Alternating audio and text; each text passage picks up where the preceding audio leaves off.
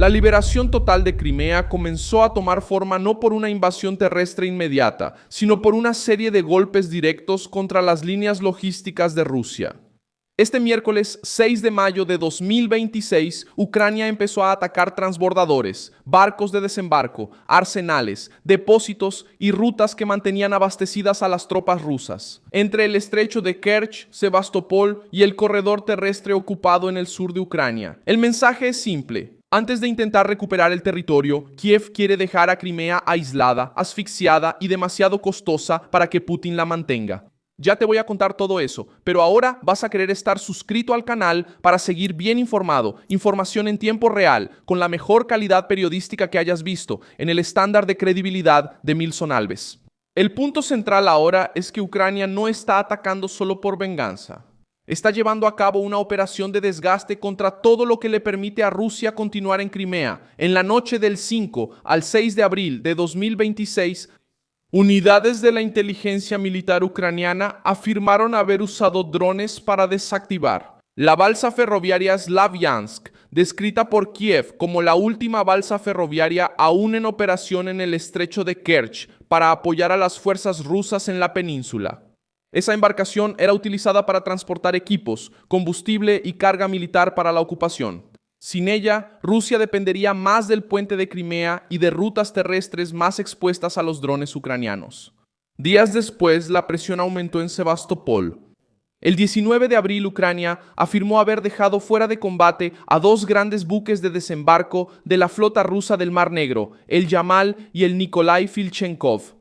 El Yamal podía transportar hasta 500 toneladas de carga, incluyendo vehículos blindados y tropas. El Nikolai Filchenkov tenía capacidad para 1000 toneladas. Según el Ministerio de Defensa de Ucrania, ambos eran piezas importantes para desembarcos anfibios y para el sostenimiento militar ruso en Crimea, con pérdidas totales estimadas en más de $150 millones.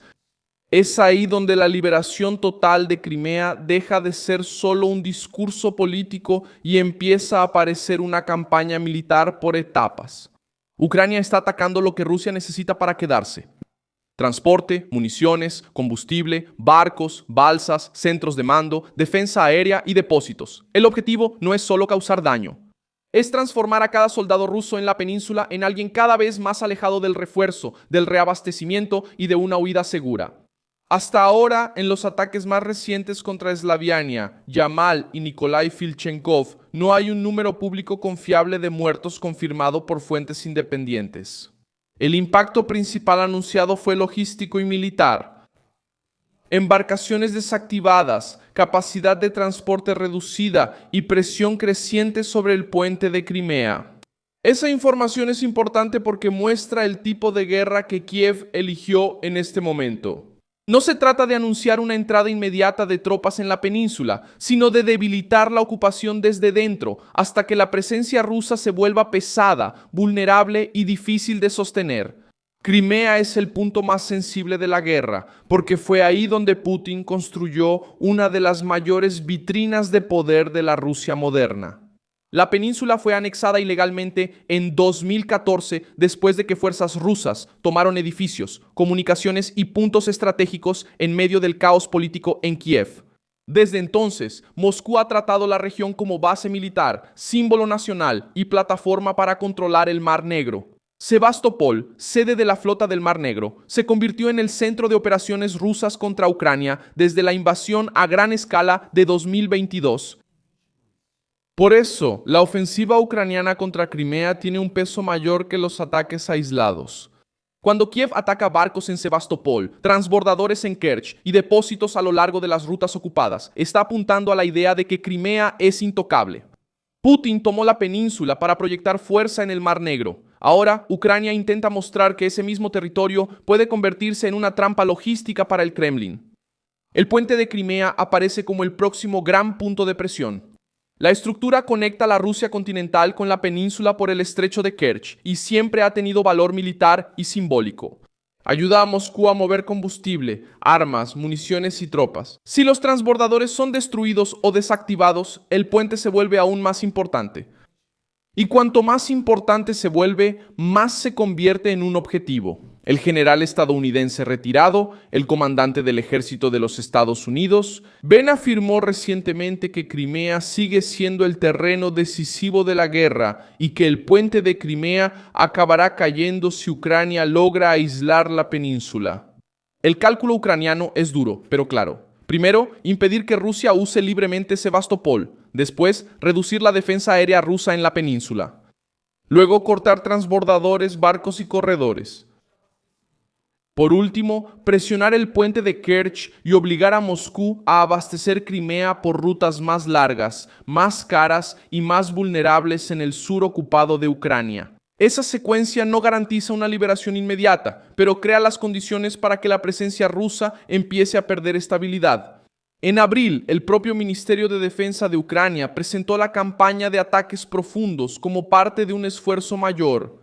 Según Kiev, además de los barcos en Sebastopol y el transbordador en Kerch, las operaciones ucranianas también alcanzaron refinerías, terminales, embarcaciones, aeronaves y centros vinculados a la capacidad militar rusa. El mensaje es que la retaguardia rusa dejó de ser una retaguardia segura.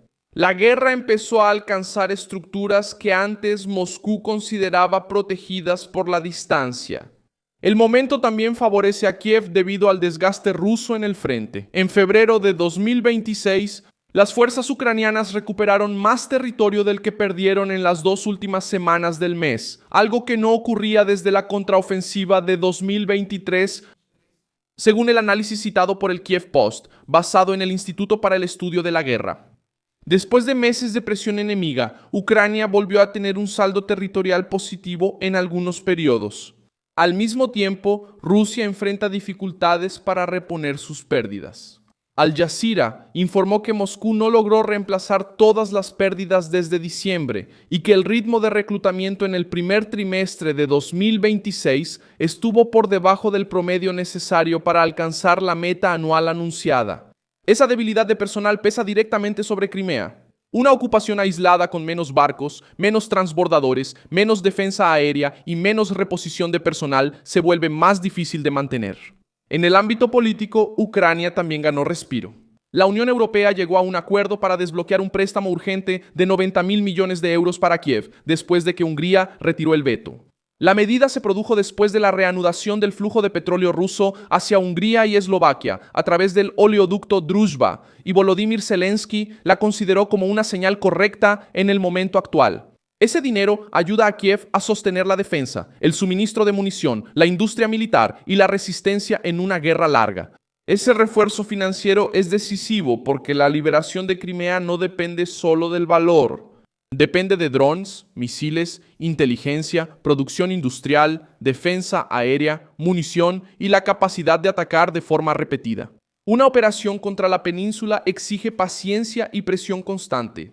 Ucrania necesita hacer que cada reabastecimiento ruso sea más lenta, cada barco más expuesto y cada ruta más peligrosa. Esa es la diferencia entre un ataque simbólico y una campaña real de liberación. El historial reciente muestra que Ucrania ha estado probando esta estrategia durante años. En septiembre de 2023, Kiev atacó el cuartel general de la flota rusa del Mar Negro en Sebastopol. Rusia admitió al menos un militar desaparecido, mientras que Ucrania afirmó que el impacto fue mucho mayor. La AP destacó que Crimea, anexada ilegalmente en 2014, se había convertido en un objetivo frecuente, precisamente por servir como eje de apoyo a la invasión rusa. Ese ataque mostró que la base naval más importante de Moscú en el Mar Negro ya no podía operar con la tranquilidad de antes. La historia de la propia Crimea explica por qué este territorio define conflictos mucho más allá de su tamaño en el mapa. En el siglo XIX, la Guerra de Crimea puso a las grandes potencias europeas y al Imperio ruso en conflicto por el control del Mar Negro y por el equilibrio de poder en torno al Imperio otomano.